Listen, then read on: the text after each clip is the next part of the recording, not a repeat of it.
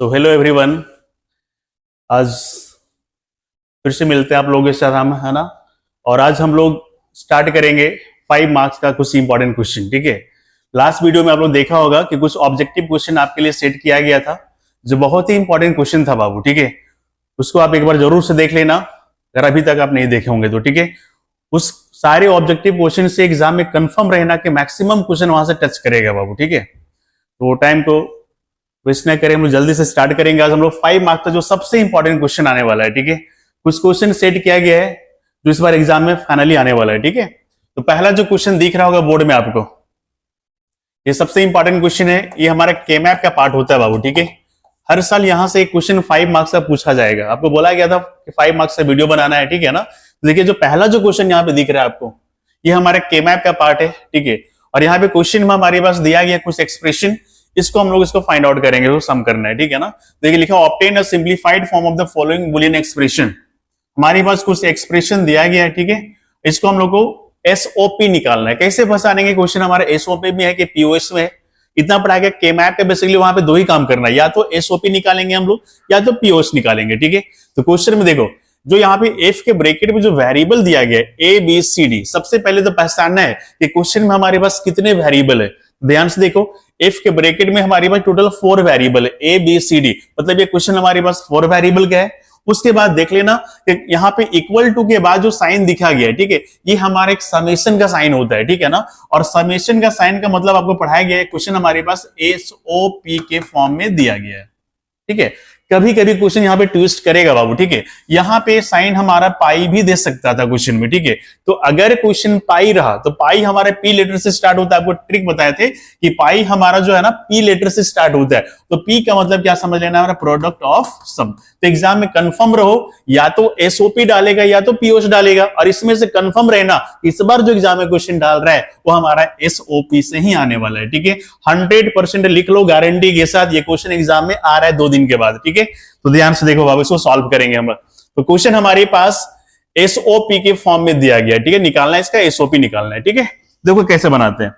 तो सबसे पहले यहाँ पे क्वेश्चन के ब्रैकेट में देख लेना यहाँ पे कि हमारे पास टोटल 4 वेरिएबल है। ठीक है, फॉर्मूला पढ़े तो याद करो 2 का पावर n पढ़ाया गया आपको, और यहाँ पे n का मतलब है नंबर ऑफ वेरिएबल, ये भी पढ़े थे आप लोग, नंबर ऑफ वेरिएबल। तो क्वेश्चन अगर हमारे पास 4 वेरिएबल दिया गया है तो 2 का पावर आप 4 पुट करेंगे, वैल्यू क्या हो जाएगा हमारा 16। ये 16 कैसा है समझ में आया सबको। ठीक है, तो करना है क्या ना, इस क्वेश्चन को सॉल्व करने से पहले आपको फॉर्मूला में इसके वेरिएबल को पुट करना है। जितना भी वेरिएबल होगा उसका फॉर्मूला हम पुट करेंगे, जो वैल्यू आने वाला है, हमारे पास वैल्यू आया है 16। ठीक है, तो सबसे पहले करते क्या है ना कि आपको एक 16 सेल बनाना है। देखो कैसे बनाते हैं। ठीक है, सबसे पहले आपको करना है क्या कि आपको एक 16 सेल बनाना पड़ेगा। इस टाइप से आप बनाओगे, इसका स्ट्रक्चर पढ़ाया गया, 4 वेरिएबल का स्ट्रक्चर बनता है कैसे है।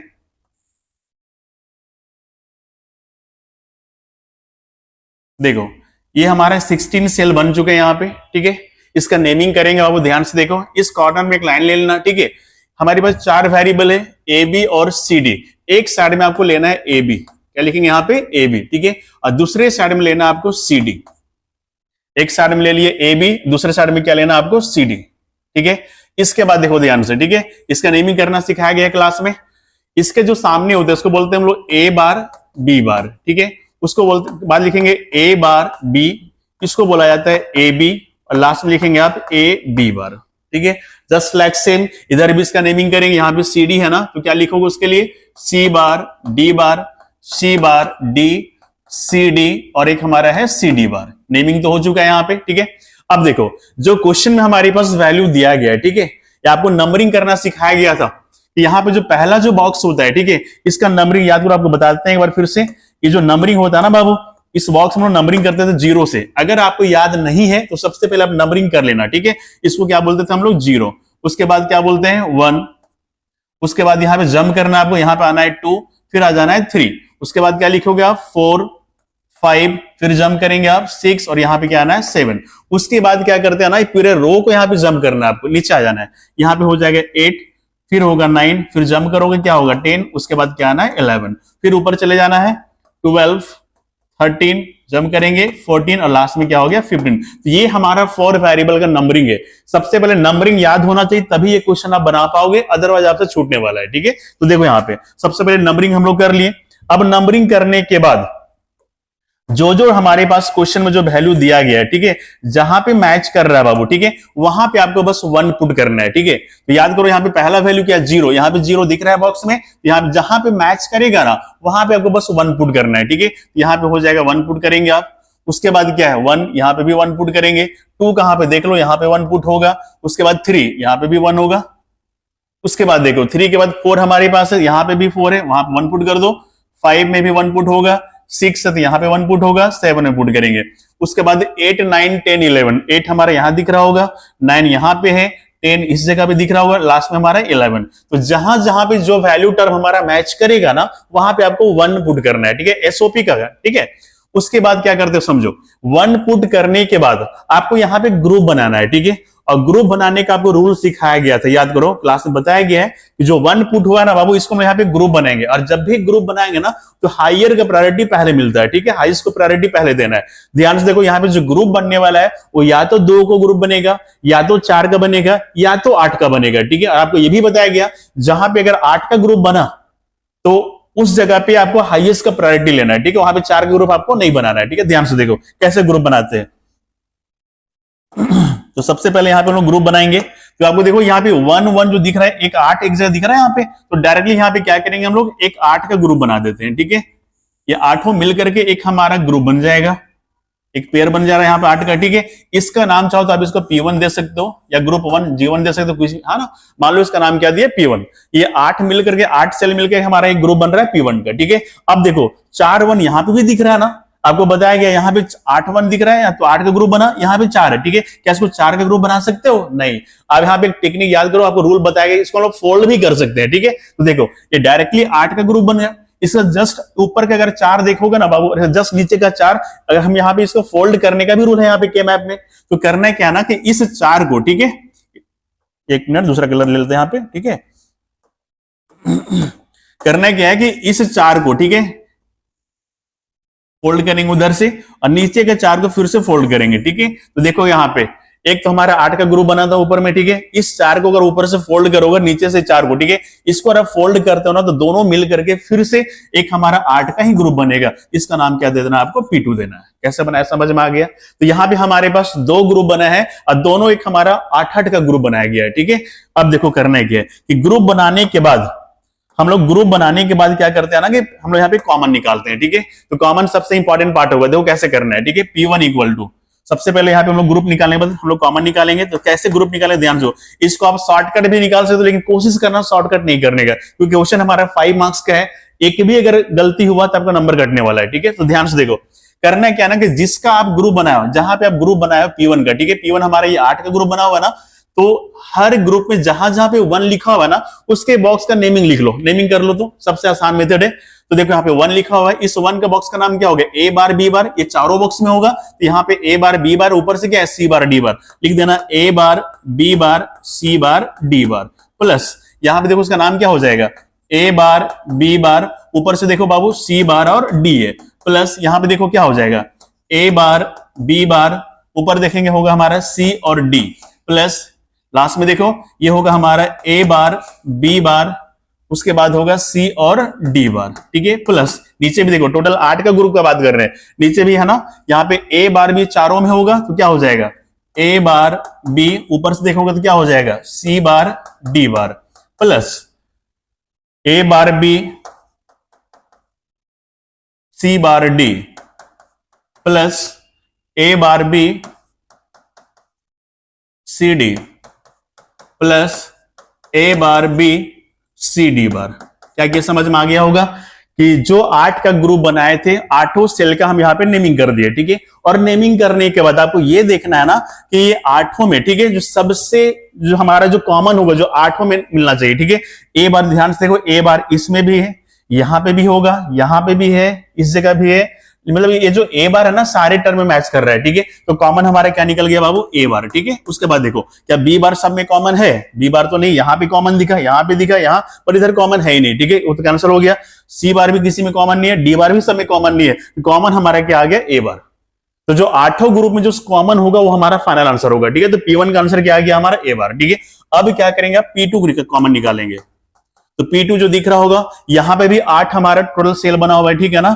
ये 4 नीचे गया, 4 ऊपर गया, ठीक है। तो देखो सबसे पहले फिर से नेमिंग करेंगे, ये चारों का नेमिंग कर सकते हैं आप लोग, फिर से हो जाएगा A bar, B bar, C bar, D bar, plus ये होगा आपका A bar, B bar, C bar, D, plus A bar, B bar, C D, plus A bar, B bar, C D bar, plus अब नीचे के 4 को लेके चलो, ये क्या हो जाएगा, A B bar, C bar, D bar, plus A B bar, C bar, D, plus A B bar, C D, plus A B bar होगा हमारा सी और डी बार होगा, ठीक है। ये आठों को ग्रुप का नाम लिखा चुके हैं हम लोग यहाँ पे। अब देखो कि ये आठों में कॉमन क्या दिख रहा है आपको, ठीक है। तो देखो ए बार यहाँ पे है, ए बार यहां तक है, यहां तक है नहीं, ठीक है, तो ये कॉमन होगा नहीं।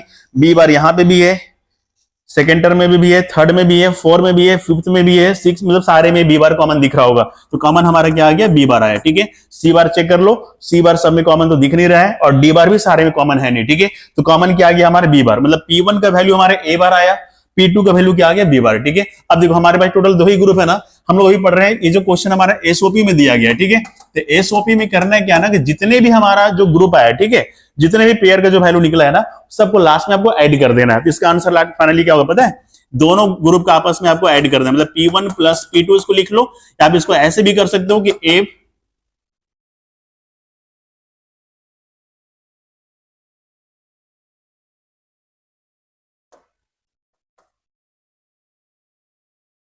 एक मिनट, इसका आंसर आया था आपका बी बार, ठीक है। यहाँ पे लास्ट में क्या करना है, जितने भी ग्रुप आया सबको आपको ऐड करना है। तो P1 प्लस P2 लिखो, या नहीं तो अब इसको ऐसे लिख सकते हो, F A B C D is equal to P1 का वैल्यू कितना आया था हमारा, ए बार, प्लस लास्ट में आपको प्लस करना है, ठीक है। P2 का वैल्यू कितना आया हमारा, बी बार, ठीक है। तो फाइनली आंसर हमारा होगा ए बार प्लस बी बार होगा, ठीक है। तो ये क्वेश्चन आपके लिए बहुत ही इंपॉर्टेंट है, हर साल यहां से क्वेश्चन आ रहा है बाबू, ठीक है।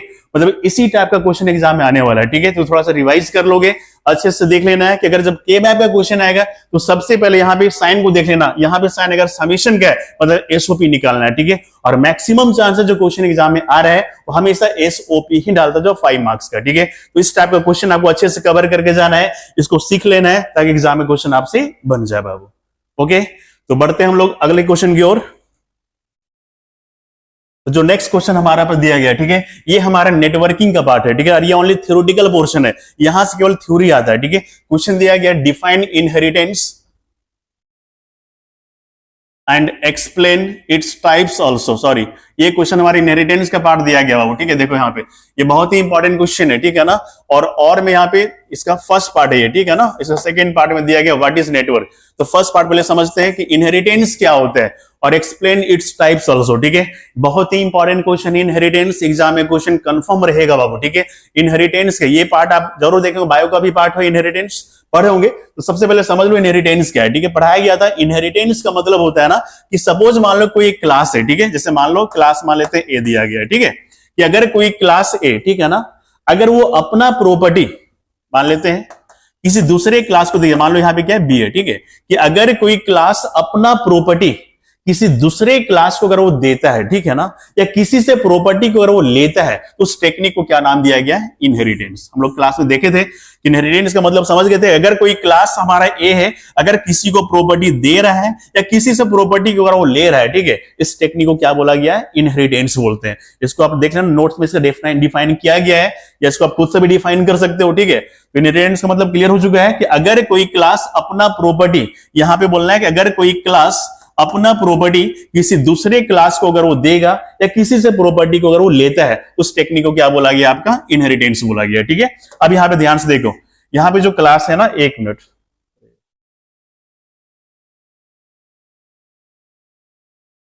देख,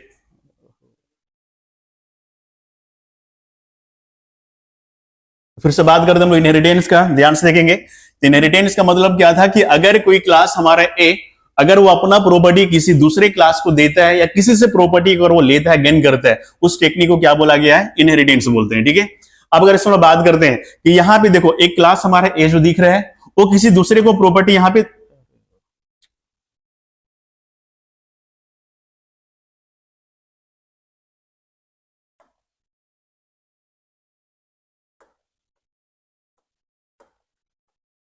हो जाएगा ना। चलो देखना बाबू, ठीक है, फिर से बात करते हैं इनहेरिटेंस का, है ना। यहाँ पे देखो क्लास ए हमारा जो दिख रहा है बाबू, ठीक है, वो यहाँ पे प्रॉपर्टी किसी दूसरे को दे रहा है। किसको दे रहा है? तो बी को दे रहा है। ठीक है, तो जब कोई क्लास अपना प्रॉपर्टी किसी दूसरे क्लास को देता है या किसी से प्रॉपर्टी अगर वो लेता है, ठीक है, तो उस टेक्निक को क्या बोला गया है? इनहेरिटेंस बोलते हैं हम लोग। ठीक है ना।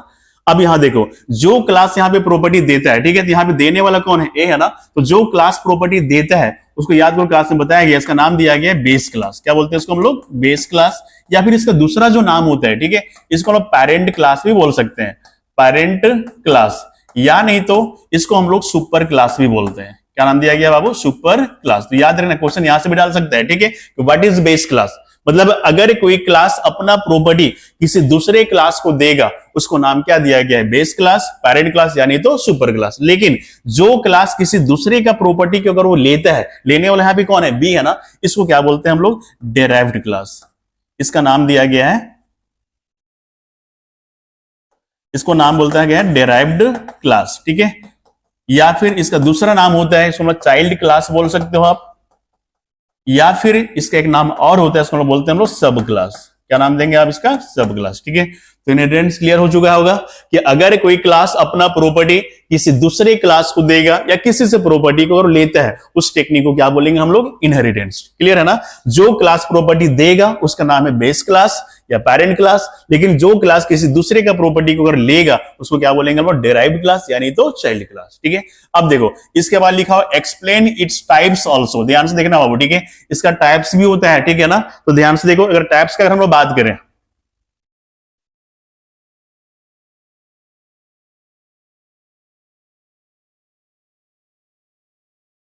तो अगर टाइप्स का अगर बात करते हैं यहां पे, है ना, टाइप्स ऑफ इनहेरिटेंस का, टाइप्स ऑफ इनहेरिटेंस। ठीक है, तो जो पहला जो टाइप हमारा है, ठीक है, इसका नाम दिया गया single level, single level inheritance. ध्यान से देख लो, ये क्वेश्चन 5 मार्क्स में आ सकता है, या अलग अलग टाइप से क्वेश्चन 3 नंबर में भी डाल सकते हैं यहां से। ठीक है, कि सिंगल लेवल इनहेरिटेंस क्या है? ये नाम से क्लियर है। सिंगल, सिंगल मतलब समझ रहे हो कि अगर कोई क्लास मान लो ए है, ठीक है, वो प्रॉपर्टी मान लो किसी दूसरे को दे रहा है। किसको दिया? मान लो बी को। ठीक है, यहाँ पे प्रॉपर्टी देने वाला कितना है? एक, दैट इज ए, और लेने वाला भी कितना है? एक। इसी को नाम देंगे हम लोग सिंगल लेवल इनहेरिटेंस। मतलब कि अगर कोई क्लास अपना प्रॉपर्टी अगर किसी सिंगल क्लास को अगर वो दे रहा है, ठीक है, उसको क्या बोलेंगे हम लोग? Single level inheritance. क्लियर है ना। अब बताओ, यहाँ पे क्लास ए प्रॉपर्टी दे रहा है, तो ए को हम लोग क्या बोल सकते हैं? बेस क्लास बोल सकते हैं ना बाबू। लेकिन जो क्लास प्रॉपर्टी ले रहा है, लेने वाला कौन यहाँ पे? बी, इसको क्या बोलेंगे हम लोग? Derived class. क्लियर हो चुका होगा। सिंगल के नाम से क्लियर, इसको रट्टा नहीं मारना है आपको। ठीक है, सिंगल लेवल मतलब कि अगर कोई क्लास अपना प्रॉपर्टी किसी सिंगल क्लास को अगर वो दे रहा है, दैट इज कॉल्ड क्या? Single level inheritance. क्लियर है। सेकंड जो पार्ट हमारा है, ठीक है, इसका सेकंड जो टाइप होता है, इसका नाम दिया गया multi level, multi level inheritance. ठीक है, तो मल्टी का बात करते हैं, मल्टी मतलब एक से अधिक, मतलब समझ लो यहाँ पे। ठीक है, फिगर देखे समझ में आ जाएगा कि सपोज एक क्लास मान लो ए है, जो मान लो किसी दूसरे को प्रॉपर्टी दिया, मान लो बी को दिया। ठीक है, और बी ने सपोज मान लो क्या दे दिया? सी को दिया। मतलब यहाँ पे लेवल एक से अधिक होगा। देखो, क्लास ए ने प्रॉपर्टी किसको दिया? बी को, और बी ने किसको दिया? सी को। क्वेश्चन आपसे ये होगा कि सपोज मान लो अगर क्लास ए ने प्रॉपर्टी अगर बी को दे दिया, ठीक है, और बी ने किसको दे दिया? सी को, तो क्वेश्चन अगर ये है कि सी के पास किसका प्रॉपर्टी है, तो क्या बोलेंगे आप? क्या ए का प्रॉपर्टी गया है सी के पास, या बी का गया, कि दोनों को गया है? तो आंसर यहाँ पे होगा दोनों का। ठीक है, मतलब क्या समझ रहे हो कि अगर ए का जो प्रॉपर्टी था ना, किसके पास गया? बी के पास गया, लेकिन बी का प्रॉपर्टी कहां चला गया? सी के पास। तो कहीं ना कहीं जो सी के पास जो प्रॉपर्टी जा रहा है ना, वो इनडायरेक्टली दोनों का प्रॉपर्टी जा रहा है। ठीक है, लेकिन बताओ यहाँ पे सी को डायरेक्टली प्रॉपर्टी कौन दिया? बी दिया ना। तो यहाँ पे बी को बोला जाता है डायरेक्ट बेस क्लास। क्या बोलेंगे आप इसको? Direct base class. लेकिन बताओ क्लास ए भी प्रॉपर्टी दिया सी को, लेकिन डायरेक्टली दिया गया नहीं ना, वो इनडायरेक्टली दे रहा है, इसको क्या बोलेंगे हम लोग, इनडायरेक्ट बेस क्लास, ठीक है। लेकिन सी क्या कर रहा है, दोनों को प्रॉपर्टी को गेन कर रहा है, इसको क्या बोलेंगे हम लोग, डेराइव्ड क्लास बोलेंगे। समझ में आ गया मल्टी लेवल, कि अगर कोई क्लास अपना प्रॉपर्टी किसी दूसरे क्लास को दिया और वो ने अगर किसी तीसरे क्लास को दिया, तो थर्ड वाले के पास दोनों का प्रॉपर्टीज आ रहा है, दैट इज कॉल्ड गया मल्टी लेवल इनहेरिटेंस। क्लियर होगा। इसके बाद अगर हम बात करते हैं तो अगला जो आने वाला है नंबर थर्ड,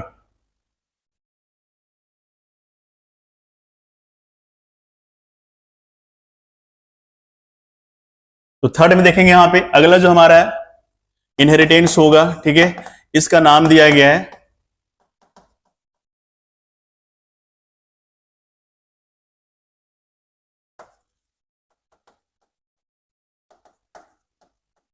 हायरार्किकल इनहेरिटेंस, हम लोग कहते हैं हायरार्किकल इनहेरिटेंस, ठीक है।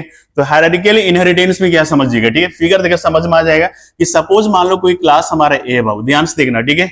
इसका अभी ऑब्जेक्टिव भी बताया गया था आपको कि अगर सपोज मान लो कोई क्लास ए है ना, वो अपना प्रॉपर्टी मान लो अगर बी को दे दिया और सपोज मान लो दिया सी को, ठीक है। तो यहाँ पे प्रॉपर्टी देने वाला कितना दिख रहा है आपको, एक, दैट इज कौन, ए। तो यहाँ पे प्रॉपर्टी देने वाला क्या है, एक, ए है ना, बट लेने वाला कितना है, दो। दो नहीं बोलना आपको, एक से अधिक बोलना है, ठीक है। यहाँ पे नीचे और भी हो सकता है, ठीक है ना, मान लो बी सी डी भी ले सकते हैं हम लोग। तो जब कोई प्रॉपर्टी देने वाला अगर एक हुआ, एक ए, और लेने वाला अगर एक से मान लो क्या है, अधिक है, ठीक है, उस टेक्निक को क्या बोला गया है, हायरार्किकल इनहेरिटेंस।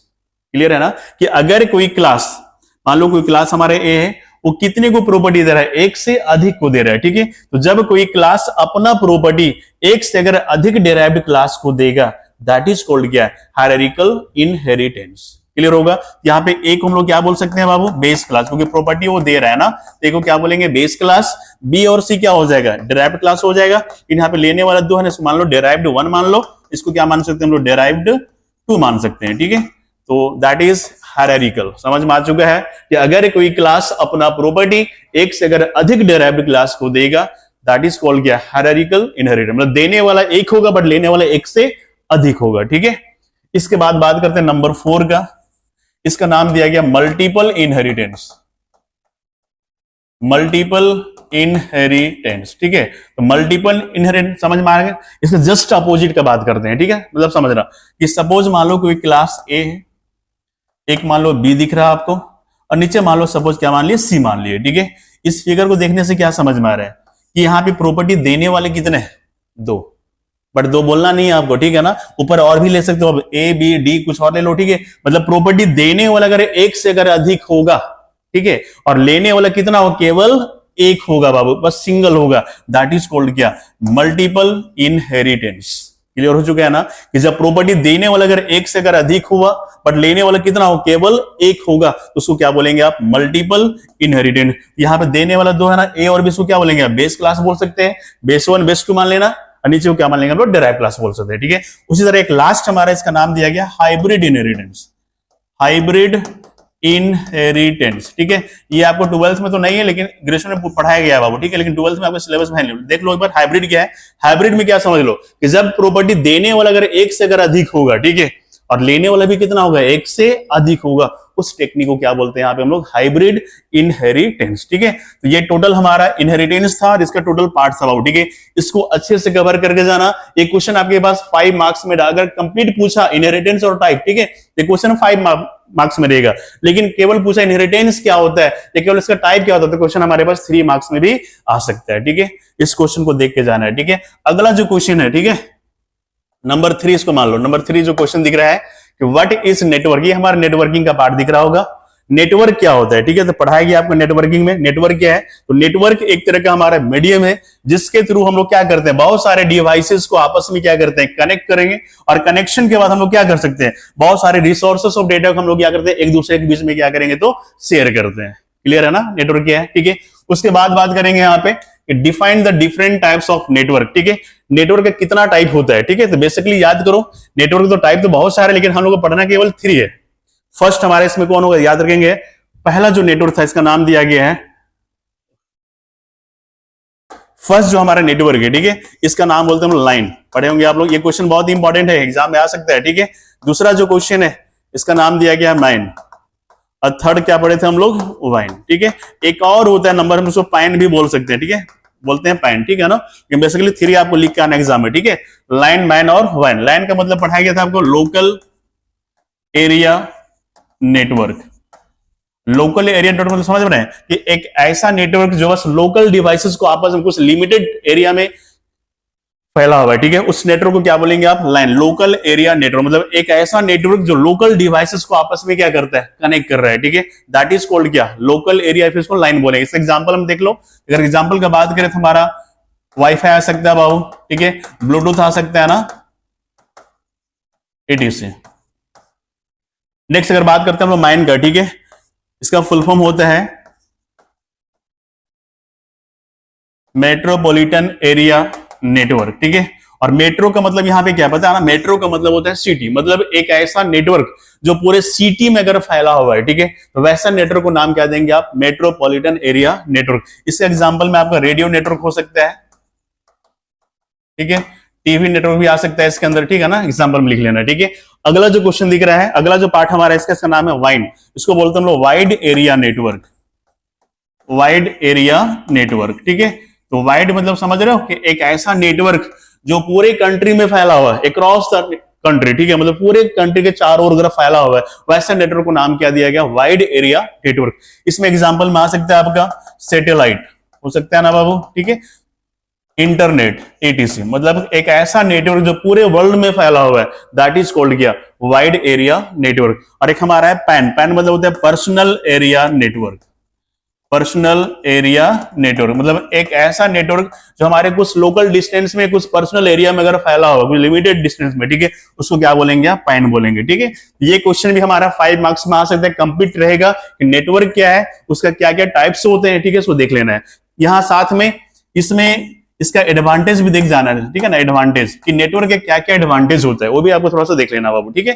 जो नेटवर्क का एडवांटेज पता है आपको, है ना, कि बहुत सारे एडवांटेज है। पहला तो हम लोग किसी डेटा को शेयर कर सकते हैं, दूसरा हमारा कम्युनिकेशन था, याद करो, कम्युनिकेशन को कम्युनिकेट कर सकते हैं दूसरे के बीच में, किसी भी आप ऑनलाइन ट्रांजैक्शन कर सकते हो, ऑनलाइन शॉपिंग कर सकते हैं, वीडियो कॉन्फ्रेंसिंग हो सकता है, ठीक है, हम लोग किसी भी इंफॉर्मेशन को इजीली गेन कर सकते हैं। तो ये सारे इसके एडवांटेज में होगा, ये सारे टॉपिक को आपको कवर करके जाना है। साथ में नेटवर्किंग अगर बता रहे तो साथ में यहाँ पे लिखा होता नहीं है, लेकिन एक टॉपिक और याद रख लेना, टोपोलॉजी, ठीक है, टोपोलॉजी, इसको अच्छे से देख के जाना है बाबू, टोपोलॉजी को, ठीक है। इसको थोड़ा सा क्लास में देख लेना है, इसको टोपोलॉजी का सारे टोपोलॉजी है क्या, इसका सारा इसका टाइप्स क्या क्या है, ठीक है। आगे बढ़ते हैं हम लोग। ये जो क्वेश्चन दिख रहा है, an electricity board charge according to the following rate, ये क्वेश्चन एक्चुअली अभी से 3 साल पहले जब भी एग्जाम हुआ था, 3 साल पहले की बात कर रहे हैं, ठीक है, तो हमेशा हर साल क्वेश्चन डालता था, लेकिन 3 साल से क्वेश्चन रिपीट हो नहीं रहा है, ठीक है। तो उम्मीद नहीं कि इस बार भी क्वेश्चन डालेगा। इसके जगह पे दूसरा जो क्वेश्चन प्रोग्रामिंग का डाल रहा है इस बार, वो हमारा ये क्वेश्चन होगा, ठीक है, देखो ध्यान से, ठीक है ना, लिखा हुआ define a class, number 4 question. देखो ये क्वेश्चन बहुत ही इंपॉर्टेंट है, तो उसको इलेक्ट्रिसिटी बोर्ड को छोड़ करके आपको इस क्वेश्चन को अच्छे से देख के जाना है। और इस टाइप के एग्जाम में क्वेश्चन कंफर्म ये क्वेश्चन डालेगा एग्जाम में, ठीक है। या तो क्वेश्चन हमारे पास स्टूडेंट का, क्लास का नाम स्टूडेंट दिया रहेगा, या फिर यहाँ पे क्लास का नाम कुछ दूसरा भी दे सकता है बाबू, ठीक है। क्लास का नाम रिसोर्ट भी देख लो, या तो रिसोर्ट का बोल रहे हैं, रिसोर्ट, या तो ये क्वेश्चन देख लेना, या फिर ये क्लास वाला स्टूडेंट वाला, ठीक है। ये दो में से एक क्वेश्चन डालेगा। हमारे पास क्वेश्चन यहाँ पे दिया गया है, स्टूडेंट वाला क्वेश्चन दिया गया है, क्लास का नाम क्या लेना, स्टूडेंट। यहाँ पे क्वेश्चन हमारे पास ना एक बड़े फॉर्मेट में दिया रहता है, तो क्वेश्चन को देख के आपको डरना नहीं है, ध्यान से देखना, ठीक है। क्वेश्चन में हर चीज पहले से गिवन रहता है कि क्या क्या वेरिएबल लेना, आपको क्लास के पहले नाम क्या लेना है, कौन सा वेरिएबल किस टाइप का लेना है, ठीक है, उसका क्या साइज दिया गया है, कौन सा हमारा फंक्शन यूज करना है, उस फंक्शन में क्या काम होता है, सब चीज क्वेश्चन में पहले से गिवन रहेगा, ठीक है। उसको आपको अरेंज करके इसके प्रोग्राम, इसके कोड को लिख देना बाबू। ये क्वेश्चन आपका 5 मार्क्स का है और बहुत ही इंपॉर्टेंट क्वेश्चन, ये क्वेश्चन एग्जाम में कंफर्म आने वाला है। या तो स्टूडेंट टेबल का, स्टूडेंट क्लास का देगा, या नहीं तो रिसोर्ट वाले क्लास का देगा, ठीक है। ये दो क्वेश्चन में से एक क्वेश्चन कंफर्म रहेगा। तो चलो हम इसका सॉल्यूशन एक एक कर दें आपको, है ना। तो देखते हैं यहाँ पे क्लास का नाम सबसे पहले दिया गया आपका स्टूडेंट, ध्यान से देखना बाबू, ठीक है। क्वेश्चन तो पिछले हैं, पिछले लास्ट पेज में है, ध्यान से देखो। सबसे पहले आपको हेडर फाइल ले लेना है, हेडर फाइल ले सकते हैं आप लोग, हैश इंक्लूड iostream.h और एक ponyo.h, दो हेडर फाइल ले लेना आप लोग, ठीक है। डायरेक्ट हम लोग क्लास से स्टार्ट करते हैं। यहाँ पे सबसे पहले लेना आपको क्लास, ठीक है, और क्लास का नाम क्या रखने बोला आपको, स्टूडेंट। तो क्लास लेना है आपको स्टूडेंट, यहाँ पे लास्ट पेज में देखेंगे, ध्यान से देखो यहाँ पे क्लास का नाम क्या लिया गया, स्टूडेंट, ठीक है। इसके बाद प्राइवेट मेंबर में लेना है आपको रोल नंबर जो इंटीजर टाइप का है, नेम लेना है जो 20 कैरेक्टर का, कैरेक्टर साइज का होगा। तो एक एक करके लेते चलते हैं हम लोग। पहला है इंटीजर में आपको रोल नंबर लेना है, ठीक है। इंटीजर में क्या लेना है आपको, रोल नंबर, ठीक है ना। ध्यान से देखो, तो सबसे पहले यहाँ पे प्राइवेट मेंबर में, तो यहाँ पे प्राइवेट लिख भी सकते हो, नहीं भी लिख सकते, बाय डिफॉल्ट प्राइवेट नेचर का होता है। लिखना है तो लिख दो यहाँ पे प्राइवेट। इंट लेना था आपको इंटीजर टाइप में रोल नंबर, या लिखना है आपको रोल अंडरस्कोर नंबर, जैसा दिया रहेगा उसी को आपको लेके चलना है, ठीक है। उसके बाद क्या था हमारा, लास्ट पेज में देखेंगे, दूसरा है नेम लेना है जो हमारा 20 कैरेक्टर का है, ठीक है। तो नेम नाम का हमारा वेरिएबल बनेगा जो 20 कैरेक्टर का होगा। तो यहाँ पे सबसे पहले कैरेक्टर साइज ले लो, साइज दिया गया 20,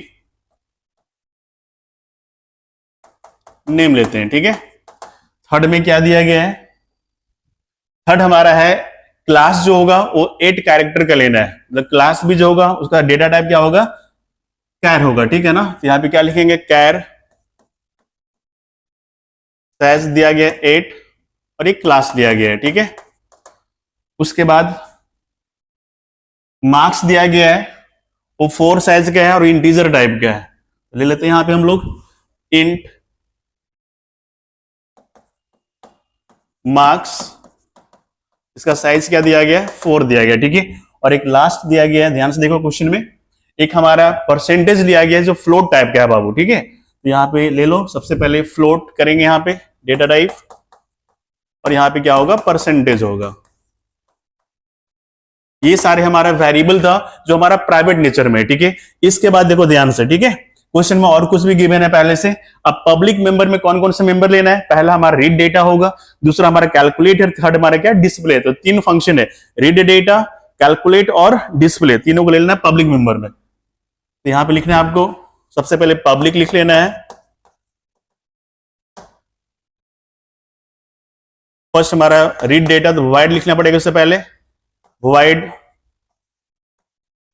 रीड डेटा।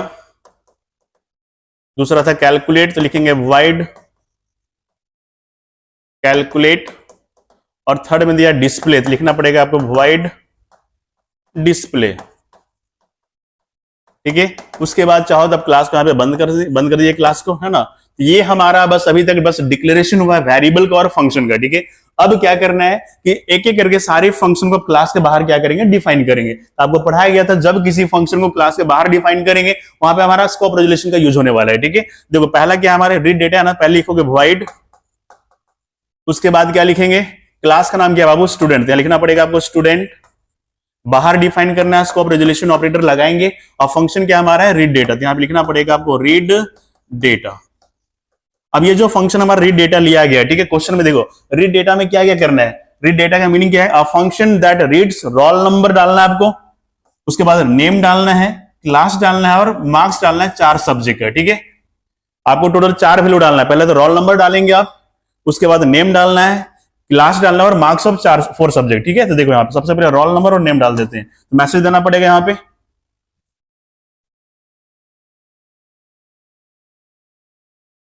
लिखेंगे सी आउट इंटर रोल नंबर। इस रोल नंबर को आप रोल नंबर वाला वेरिएबल में डाल दीजिए। उसके बाद मैसेज दे देना है कि C out inter name. Name को आप नेम वाले वेरिएबल में स्टोर कर सकते हैं, लिखना पड़ेगा सी इन, उसके बाद यहां पे आप नेम लिख दो। उसके बाद डालना था आपको इंटर क्लास, लिख देना है सी आउट इंटर क्लास। तो क्लास को आपको क्लास वाले वेरिएबल में स्टोर कर देंगे आप, लिखना पड़ेगा सी इन, और यहाँ पे क्या लिखेंगे आप, क्लास, ठीक है। उसके बाद आपको 4 सब्जेक्ट का मार्क्स डालना है, ठीक है। मैसेज क्या देंगे यहाँ पे, सी आउट, क्वेश्चन लास्ट पेज में है, थोड़ा क्वेश्चन आप देख लेना, ठीक है ना। इंटर मार्क्स ऑफ 4 सब्जेक्ट, आपको 4 सब्जेक्ट का नंबर डालना है, मार्क्स डालना है, ठीक है। तो ये जो मार्क्स इनपुट होगा ना बाबू, देखो यहाँ पे ये जो इंट मार्क्स 4 है, एक हमारा मार्क्स नाम का एक हमारा एरे है, ठीक है, जो कितना साइज का है, 4 साइज का है। तो जो पहला जो हमारा मार्क्स जो वैल्यू इंटर वो किस पोजीशन पर जाएगा, तो आपको एरे पढ़ा गया, पहला हमारा 0 पोजीशन पर जाएगा ना, तो यहाँ पे लिखना पड़ेगा सी इन एरे के नाम मार्क्स है, तो मार्क्स ऑफ क्या करोगे 0, फिर ये साइन लगाएंगे आप इनपुट करने का, उसके बाद क्या लिखेंगे मार्क्स ऑफ क्या 1, फिर साइन लगाओगे, फिर क्या लिखेंगे मार्क्स ऑफ क्या 2, फिर साइन लगा क्या लेना है मार्क्स ऑफ 3। अगर 4 सब्जेक्ट का नंबर डालना है तो लास्ट पोजीशन हमारे 3 तक जाएगा, ठीक है। तो सारा डिटेल हमारा इनपुट हो चुका है, ठीक है। अब इनपुट करने के बाद अगला फंक्शन दिख रहा है कैलकुलेट। तो क्वेश्चन में देख लेते हैं हम लोग कि कैलकुलेट में करना है क्या है, ठीक है, ध्यान से देखो। तो कैलकुलेट जो फंक्शन है, ठीक है, a function that calculates overall percentage of marks, मतलब जितना भी नंबर आप डाले ना ओवरऑल सारे परसेंट एवरेज निकाल देना आपको, ठीक है। देखो कैसे निकालते हैं। तो सबसे पहले इस फंक्शन को बाहर डिफाइन करेंगे, क्या लिखेंगे सबसे पहले वॉइड क्लास का नाम क्या है बाबू स्टूडेंट, स्कोप रेजोल्यूशन ऑपरेटर, और फंक्शन का नाम क्या है कैलकुलेट, ठीक है। आपको चारों सब्जेक्ट का एवरेज निकाल देना है। क्या करना पड़ेगा, सबसे पहले जितने मार्क्स डाला गया, ठीक है ना, सारे मार्क्स को आपको ऐड करना पड़ेगा, देन 4 से डिवाइड कर देते हैं हम लोग, ठीक है ना। तो क्या करना पड़ेगा बताओ, उसके लिए आप लेके चलो परसेंटेज का वेरिएबल, लिख देना percentage is equal two marks of 0 plus marks of 1 plus marks of 2 plus marks of 3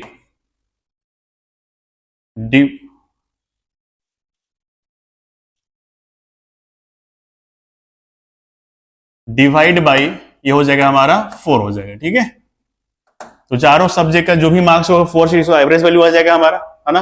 और वैल्यू हमारा कहां चला जाएगा परसेंटेज में। हमारा डिस्प्ले कैलकुलेशन का काम इतना ही था, ठीक है। उसके बाद क्या करना है कि अगला जो फंक्शन डिस्प्ले होगा तो क्या लिखेंगे आप wide student scope resolution operator, और यहां पे लिखना पड़ेगा आपको डिस्प्ले। अब डिस्प्ले में करना है क्या कि जो जो वैल्यू आप डाले थे यहाँ पे, ठीक है, वो सारी पार्ट को आपको डिस्प्ले कर देना है। लास्ट पेज में क्वेश्चन में दिखा हुआ है कि डिस्प्ले वाले फंक्शन में जो भी कंटेंट आप डाले हो ना वो सारे वैल्यू का आपको डिस्प्ले करके दिखाना है। तो सबसे पहले क्या डाले थे, प्रिंट करा दीजिए इसको, सी आउट। सबसे पहले आप रोल नंबर डाले थे ना, तो प्रिंट कर देना है कि roll number, your roll number लिख सकते हो आप, roll number is equal to value किसके अंदर डाला गया है, रोल नंबर के वैल्यू रोल नंबर में डाले थे ना, लिखना पड़ेगा यहाँ पे रोल अंडरस्कोर नंबर, ठीक है। चाहो तो आप यहाँ पे इंड एल का साइन यूज कर सकते हो, लाइन चेंज हो जाएगा। अगला क्या डाला गया था, तो प्रिंट करेंगे इसको, सी आउट नेम डाला गया, तो प्रिंट कर देना है कि योर नेम या नेम इक्वल टू वैल्यू हमारे कहां होगा, नेम के अंदर डाला गया है, ठीक है।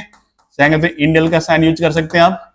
उसके बाद डाला गया था आपका, तो प्रिंट करा दो कि सी आउट क्लास डाला गया है, तो प्रिंट कर देंगे कि class is equal to value कहां पे डाला गया है, क्लास में, इंड एल का साइन यूज कर दो, ठीक है। और क्लास के बाद क्या डाला गया हमारा, मार्क्स डाला गया। तो आप चाहो तो चारों मार्क्स को भी आप डिस्प्ले करा सकते हो, ठीक है। या फाइनली क्या कर देना कि जो परसेंटेज हमारा आया है ना उसको प्रिंट करा देते हैं, ठीक है। तो डायरेक्टली यहां पे क्या कर देना कि C out percentage is equal to value किसके अंदर डाला गया, परसेंटेज में डाला गया, ठीक है। उसके बाद क्या करना है, इस डिस्प्ले वाले फंक्शन को बंद कर देना है, ठीक है। तो कंप्लीट ये प्रोग्राम हुआ। अब उसके बाद क्या करना याद करो, लिखना है हम लोग को वॉइड मेन, ठीक है। उसके बाद क्या लिखते थे याद करना बाबू एक बार, क्लियर स्क्रीन। अब क्या करते देखो, क्लास का नाम क्या लिया, स्टूडेंट लिखा गया ना, तो अब इसका एक ऑब्जेक्ट बनाना पड़ेगा क्योंकि सारे फंक्शन को कॉल करना है ना। तो सबसे पहले स्टूडेंट लिखोगे, एक्स नाम का ऑब्जेक्ट बना दिए। अब क्या करना है, एक एक करके सारे फंक्शन को कॉल करना है। तो पहला फंक्शन क्या था हमारा, रीड डेटा, क्या लिखेंगे एक्स डॉट रीड डेटा। दूसरा फंक्शन क्या है, एक्स डॉट कैलकुलेट। और थर्ड फंक्शन क्या है हमारा, एक्स डॉट डिस्प्ले। सारे फंक्शन को कॉल करेंगे और लास्ट में लिख देना है आपको गेट सी एच और गेट सीज लिखने के बाद इसको हम लोग यहाँ से एंड कर देंगे, बंद कर देंगे। ठीक है, तो ये कंप्लीट एक हमारा प्रोग्राम था जो बहुत ही इंपॉर्टेंट है, और एक क्वेश्चन अगर आ गया तो 5 मार्क्स में ही आएगा बाबू। ठीक है, तो या तो ये क्वेश्चन देख के जाना आपको, या फिर इसी टाइप का सेम टाइप का बनेगा जिसका नाम क्लास का रिसॉर्ट। देखना लास्ट प्रीवियस ईयर में आपका रिसॉर्ट का भी क्वेश्चन डाला गया है, फिर पीवाईक्यू मिल जाएगा आपको। ठीक है, 2 क्वेश्चन में एक क्वेश्चन कंफर्म रहना। ठीक है, थोड़ा लेंदी तो बनता है ना, इसके लिए बहुत सारे टेक्निक, बहुत सारे कंसेप्ट की जरूरत पड़े है। तो जो क्लास के होंगे उनको तो बिल्कुल समझ में आ रहा है, जो नहीं के होंगे थोड़ा सा दिक्कत हो सकता है बाबू। ठीक है, तो घबराना नहीं है ना। अगर इस टाइप का क्वेश्चन अगर आया तो है आसान, थोड़ा लेंदी है लेकिन बिल्कुल आसान है। ठीक है, तो देखना अगर आपके पास 5 मार्क्स में ना टोटल 6 क्वेश्चन दिया रहे, 6 में कोई 4 बनाना है। अगर इसके जगह कोई दूसरा क्वेश्चन अगर आपको आता है तो इसको छोड़कर दूसरा क्वेश्चन आप अटेम्प्ट कर लेना। ठीक है, लेकिन अगर वो भी नहीं बने तो लास्ट में आपको इसको बनाना ही पड़ेगा। ठीक है, क्वेश्चन बहुत ही इंपॉर्टेंट था, देख लेना इसको। अब बढ़ते हैं नेक्स्ट क्वेश्चन की ओर। तो अगला जो क्वेश्चन दिख रहा होगा, ठीक है, ये तो आपको इंपॉर्टेंट ही है ना। इसका नाम है व्हाट इज सर्चिंग। सर्चिंग बताया गया था आपको, है ना। इस बार या तो सर्चिंग से, यानी तो अगला टॉपिक आने वाला है सॉर्टिंग। ये 2 में से एक क्वेश्चन एग्जाम में कंफर्म आ रहा है। ठीक है, सर्चिंग यानी तो सॉर्टिंग। ठीक है, तो सबसे पहले ये क्वेश्चन 2 पार्ट में दिया गया कि व्हाट इज सर्चिंग। सर्चिंग क्या होता है, याद करो। सर्चिंग का मतलब बताया गया था। ठीक है, ये सर्चिंग का मतलब होता है, सर्चिंग एक तरह का हमारा टेक्निक, एक मेथड है जिसके थ्रू किसी भी एलिमेंट को हम लोग एरे में क्या करते थे बाबू, सर्च करते थे। याद करो कि सपोज मान लो हम लोग ए नाम का अगर एरे बनाया गया, ध्यान से देखो कि सपोज ये हमारा एरे दिख रहा है ना, 0 1 2 3, मान लो 4। एरे स्टार्ट कहां हुआ, 0 से लास्ट वैल्यू 4 तक गया है। कितना साइज का एरे बन गया, 5 साइज का बना हुआ है। तो करने क्या कि हमारा मान लो इस टाइप का एक एरे बना हुआ है। ठीक है, इसमें कुछ एलिमेंट डाल दिए, 2 4 6 8 5 मान लो डाल दिया गया। ठीक है, अब इसके बीच से मान लो एक एलिमेंट ले लिया, मतलब 8 लिए। ठीक है ना, तो इस 8 को आपको इसमें सर्च करना है, क्या 8 इसके अंदर प्रेजेंट है कि नहीं है। तो अगर इसके अंदर दिख रहा होगा तो बोलेंगे नंबर इज प्रेजेंट, और अगर नहीं रहता तो क्या बोलते हैं, नंबर इज नॉट प्रेजेंट। तो सर्चिंग का कंसेप्ट तो क्लियर हो चुका है कि सर्चिंग एक तरह का हमारा मेथड है, एक टेक्निक है जिसके हेल्प से हम लोग किसी भी एलिमेंट को एरे में क्या करेंगे, तो सर्च करेंगे। या तो नंबर उसमें हमारा मिलेगा या तो फिर हमारा नंबर नहीं मिलेगा। ठीक है, अब सर्चिंग का बेसिकली 2 टाइप है। फर्स्ट देख लो, इसका नाम दिया गया लीनियर सर्च। क्या नाम है इसका, लीनियर सर्च। ठीक है ना, तो लीनियर सर्च में देखे थे हम लोग, लीनियर सर्च क्या है। तो लीनियर सर्च में क्या है समझोगे, ये भी एक तरह का हमारा टेक्निक है जिसमें क्या करते हैं कि किसी भी एलिमेंट को 1 बाय 1 एक लीनियर ऑर्डर में क्या करते हैं, एलिमेंट को सर्च करते हैं। उस टेक्निक को क्या नाम दिया गया है, लीनियर सर्च। सीक्वेंशियल हम लोग क्या करते हैं, 1 बाय 1 एलिमेंट को सर्च किया जाता है। ठीक है, इस टेक्निक को नाम दिया गया लीनियर सर्च। दूसरा जो पार्ट होता है इसका नाम दिया गया बैनरी सर्च। Binary search. ठीक है, और ये क्वेश्चन हमारा बाइनरी सर्च कहीं डाला गया, नीचे देखो एल्गोरिथम। ठीक है, ये जो बाइनरी सर्च में क्या है, अगर यहाँ पे नंबर जो सर्च होता है ना वो लिनियर वे में नहीं होता है, वो रैंडमली होता है। ठीक है, और यहाँ पे एक इसका दूसरा नाम दिया गया डिवाइड एंड कंकर मेथड। ये क्वेश्चन आया था ऑब्जेक्टिव में, डिवाइड एंड कंकर मेथड बोला जाता है बाइनरी सर्च को। ठीक है, तो दोनों एक अलग अलग टेक्निक है जिसके हेल्प से हम लोग किसी भी नंबर को क्या करेंगे, एरे में सर्च करेंगे। तो सर्चिंग का कंसेप्ट क्लियर हो चुका है। दूसरा जो दिख रहा है यहाँ पे, right the algorithm for binary search. लगा लो, इंपॉर्टेंट, एग्जाम में क्वेश्चन आ सकता है बाबू। ठीक है, कि बाइनरी सर्च का एल्गोरिथम लिखो। इसमें आपको प्रोग्रामिंग नहीं करने बोला है, केवल आपको एल्गोरिथम, आपको बस स्टेप बता देना है कि किस स्टेप से नंबर हमारा यहाँ पे क्या होगा, ये नंबर मैच करेगा, हमारा सर्च करेगा। ठीक है, तो ये 2 पोर्शन आपको अच्छे से देख के जाना है। सर्चिंग तो आपको समझा चुके हैं। दूसरा जो एल्गोरिथम, इसको थोड़ा सा आपको कवर कर लीजिएगा। ठीक है, बाइनरी सर्च का एल्गोरिथम बहुत ही इंपॉर्टेंट है। नेक्स्ट क्वेश्चन को बढ़ेंगे हम लोग। तो अगला जो क्वेश्चन होगा, ध्यान से देखो, सॉर्टिंग। जितना हमारा सर्चिंग इंपॉर्टेंट था ना, उतना ही हमारा सॉर्टिंग भी इंपॉर्टेंट है। लास्ट ईयर हमारा सॉर्टिंग से क्वेश्चन डाला था। ठीक है, अब बता देते हैं कौन से क्वेश्चन आया। तो सॉर्टिंग का पहले मीनिंग समझ लो, सॉर्टिंग का मतलब क्या होता है। तो सॉर्टिंग का मीनिंग क्या फिर समझो। ठीक है, कि मान लेते हैं कि एरे दिया गया, ध्यान से देखेंगे यहाँ पे कि जो एरे दिख रहा है आपको 0 1 2 और 3, मान लो टोटल 4 साइज का एरे, इसमें कुछ एलिमेंट डाल देते हैं, मान लो 4 5 8 और यहाँ पे मान लो डाल दिए 2। ठीक है, तो ये जो नंबर यहाँ पे डाला गया एरे में, ठीक है, वो एक हमारा रैंडम वैल्यू है, ये किसी ऑर्डर में अरेंज तो नहीं है ना पहले से, ये मिक्स वैल्यू डाला गया। ठीक है, तो जब किसी भी एलिमेंट को अगर आप इसको अरेंज करते हो, ठीक है, या तो असेंडिंग ऑर्डर में या तो फिर इसको डिसेंडिंग ऑर्डर में, इस टेक्निक को क्या बोलेंगे हम लोग, सॉर्टिंग बोलेंगे। जैसे मान लो ये वैल्यू दिया गया ना, बोलते चलो इस वैल्यू को अगर आप इसको अरेंज करके दिखाओ असेंडिंग में, तो पहला बॉक्स में क्या आ जाता, 2 आता, उसके बाद क्या होता 4, फिर क्या होता 5, फिर क्या होता 8। तो ये वैल्यू हमारा असेंडिंग के फॉर्म में क्या हो चुका, अरेंज हुआ ना। या तो बोलेंगे इस वैल्यू को आप डिसेंडिंग में अरेंज करो, तो पहले बॉक्स में क्या आ जाएगा, एक हमारा 8 आएगा, उसके बाद क्या होगा 5, फिर क्या होगा 4, फिर क्या आएगा 2, तो ये वैल्यू हमारे क्या होगा डिसेंडिंग के फॉर्म में अरेंज हो चुका है ना। तो जब किसी भी एलिमेंट को अगर आप इसको अरेंज करते हो या तो असेंडिंग में या फिर क्या डिसेंडिंग में, इस टेक्निक को क्या बोला गया है सॉर्टिंग बोला गया है। ठीक है, अब इसको अरेंज करने का दो टेक्निक ये भी बताते हैं आपको।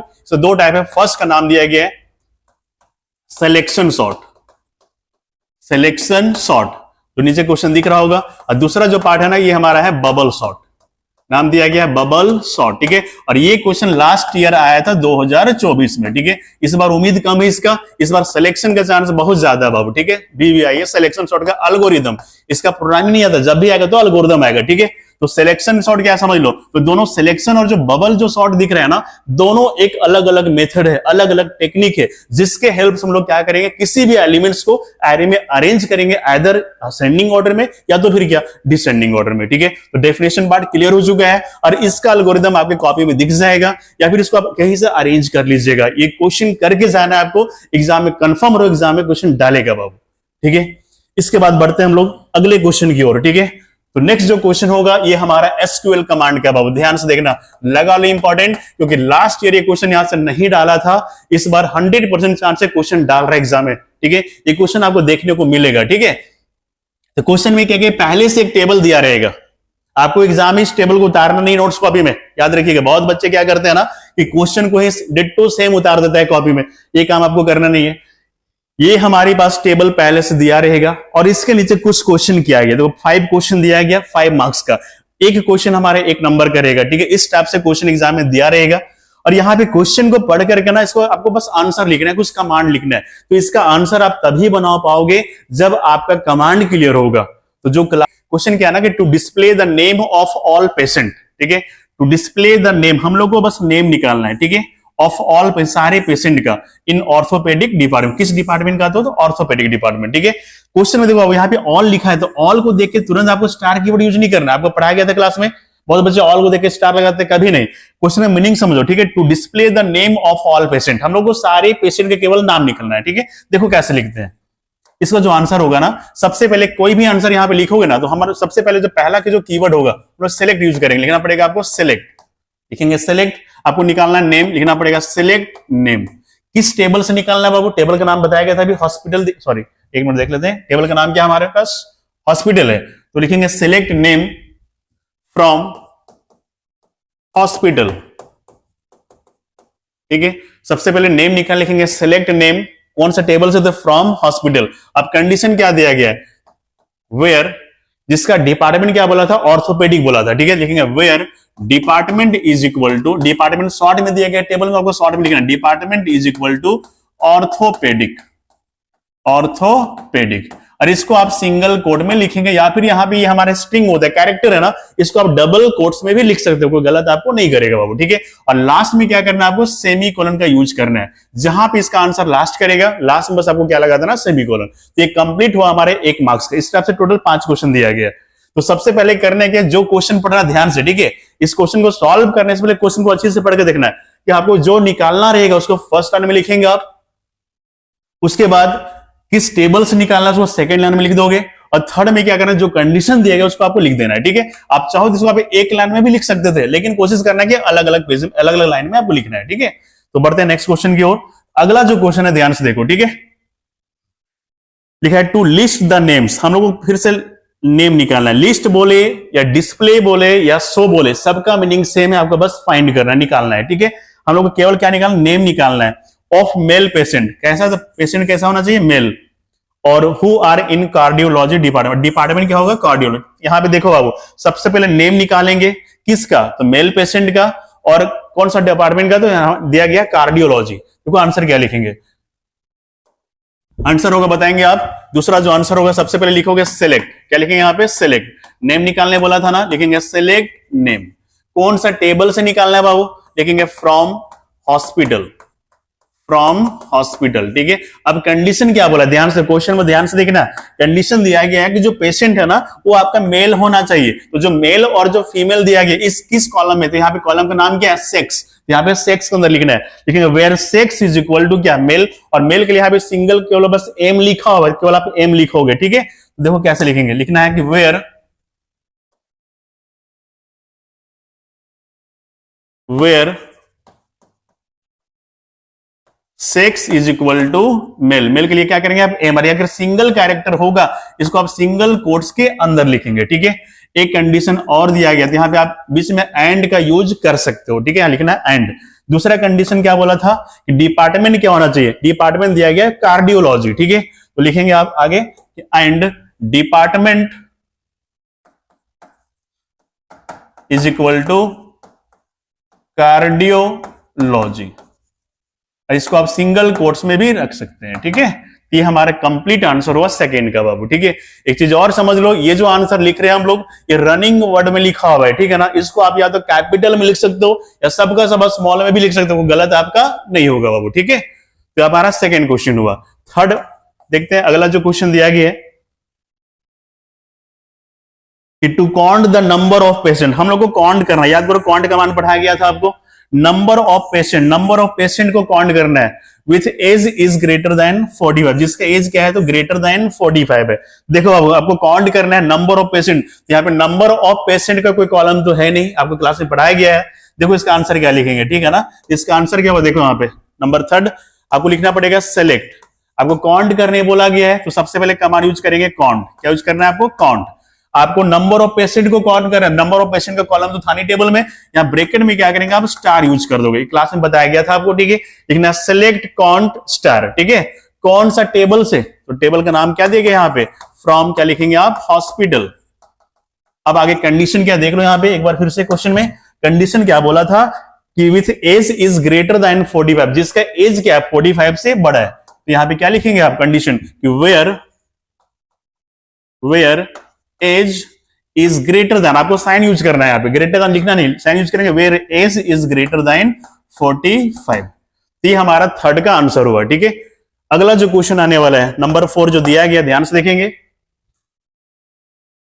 क्वेश्चन क्या हमारे पास कि to display name and department. हम लोग को दो चीज निकालना है, नेम और क्या निकालना है बाबू, डिपार्टमेंट। दो वैल्यू निकालना है, नेम और department of patient whose name ends with A, जिसका नाम क्या बोल रहा था, ए से एंड हो रहा है। देखो ध्यान से, क्वेश्चन में दो वैल्यू फाइंड करना, नेम और डिपार्टमेंट। तो जितना निकालना पहले उसको लिख लेते हैं हम लोग। लिखना पड़ेगा कि सिलेक्ट नेम कॉमा डिपार्टमेंट, दो चीज लिखें। इसे याद रखना कि अगर आपको एक से अगर अधिक वैल्यू फाइंड करना निकालना है तो बीच में हम लोग यहाँ पे कॉमा का यूज करते हैं, कभी भी बीच में एंड का यूज आप नहीं करोगे। अगर किए तो आंसर आपका रॉन्ग हो जाएगा, ठीक है। लेकिन आप सेलेक्ट नेम कॉमा डिपार्टमेंट किस टेबल से निकालेंगे, फ्रॉम, टेबल का नाम क्या दिया गया, हॉस्पिटल। देखोगे फ्रॉम हॉस्पिटल, ठीक है। अब उसके बाद नीचे कमांड यूज करना है आपको, लिखना है वेयर। कंडीशन क्या था देख लो एक बार, क्वेश्चन में कंडीशन दिया गया है कि जिसका नाम इंड हो रहा है, किस लेटर से, ए से स्टार्ट हो रहा है, ए से हमारा इंड हो रहा है, ठीक है। देखो लिखना है कि वेयर नेम लाइक, कमांड कभी पढ़ाया गया था आपको, एस हमारा इंड करने बोला, ठीक है। तो पहले क्या करेंगे पता है ना, परसेंटेज का साइन यूज करना है और यहां पे लिख देना ए और इसको सिंगल कोट्स के अंदर।